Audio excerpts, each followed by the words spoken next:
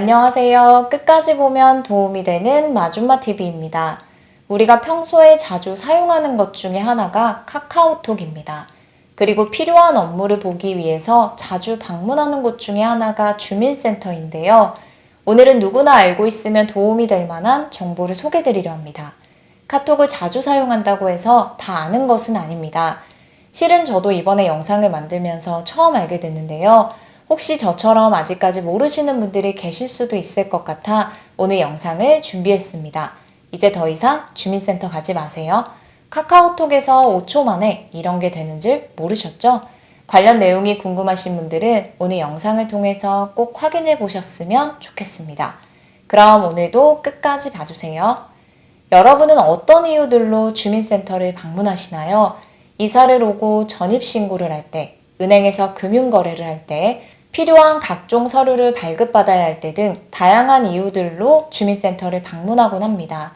그런데 주민센터는 평일에만 운영되기 때문에 바쁜 일이 있거나 주중에 시간을 내기가 어려우신 분들의 경우는 방문하기가 쉽지 않습니다. 그래서 때로는 주민센터에 방문하지 않고 편하게 해결할 수 있는 부분들이 있으면 좋겠다라고 한 번쯤 생각해 보신 분들 계실 것 같은데요. 오늘 그 중에 하나를 소개해 드리려 합니다.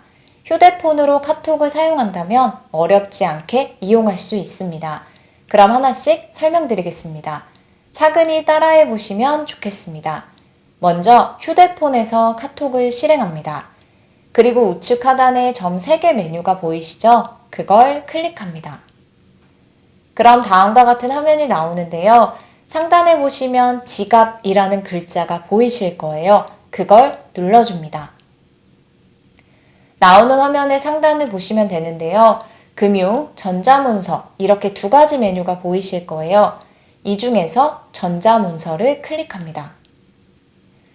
그럼 화면이 살짝 달라지면서 여러 가지 메뉴들이 보이실 거예요. 전자증명서, 신청하기, 신청한 증명서 등 다양한 메뉴가 나오는데요. 이 중에서 신청하기를 눌러주세요. 우리가 보통 주민센터에 시간을 내서 방문해서 발급받는 다양한 서류들이 이 안에 포함되어 있는데요. 이제는 주민센터에 방문하지 않고도 카톡에서 쉽게 발급받을 수 있습니다. 발급받는 방법에 대해서 이어서 설명드릴게요. 예를 들어 주민등록 등본이 필요하다면 이 중에서 신청하기를 눌러주세요. 그럼 다음과 같은 화면이 나옵니다. 주민등록 등본, 이제 카카오톡에서 발급하세요 라는 글자가 나오는데요. 필요한 증명서를 카카오톡에서 발급받을 수 있을 뿐만 아니라 제출까지 한 번에 할 수 있습니다. 이 서비스를 이용하기 위해서는 하단의 전자증명서 시작하기를 눌러줘야 합니다. 클릭합니다. 해당 서비스를 이용하기 위한 서비스 약관 동의가 필요한데요. 동의하시는 분들만 동의를 선택하신 후 계속 진행해 주시면 됩니다. 저는 전체 동의하기를 체크하겠습니다. 그럼 이렇게 필수 동의 항목에 다 체크가 되고요. 하단의 동의 후 인증하기 버튼이 활성화됩니다. 동의 후 인증하기를 눌러주세요. 그리고 인증서 서명을 위해서 비밀번호를 입력하는 화면이 나오는데요. 비밀번호 6자리를 입력합니다. 그럼 다음 화면처럼 인증이 완료되었습니다 라고 나옵니다. 하단에 확인을 눌러주세요. 그럼 각종 증명서를 발급받을 수 있는 화면이 나옵니다. 이 중 저는 첫 번째로 나와 있는 주민등록 등본을 신청해 보겠습니다. 우측에 있는 신청을 눌러주세요. 그 다음 주민등록상 주소를 입력하라는 화면이 나옵니다. 여기에 등본상 주소를 입력합니다. 그 다음 발급 형태를 선택할 수 있는데요. 등본의 모든 정보가 표시되는 것이 기본 발급이고 표시할 정보를 직접 선택하는 것이 선택 발급입니다. 기본 발급을 원하시는 분들은 기본 발급을 선택하시고 선택 발급을 원하시는 분들은 선택 발급을 클릭합니다. 선택 발급을 선택하면 어떤 정보들을 포함할지 선택할 수 있습니다. 과거 주소 변동사항, 세대 구성 정보, 세대 구성원 정보, 주민등록번호 뒷자리 등 본인이 포함하고 싶은 정보를 선택할 수 있습니다. 저는 기본 발급을 선택하겠습니다. 그 다음 하단의 증명서 신청을 위한 개인정보 제3자 제공 동의를 체크합니다. 그리고 인증 후 신청하기를 클릭합니다. 다시 한번 비밀번호 6자리를 입력합니다. 그럼 다음처럼 인증이 완료되었다는 화면이 나옵니다. 하단에 확인을 누릅니다.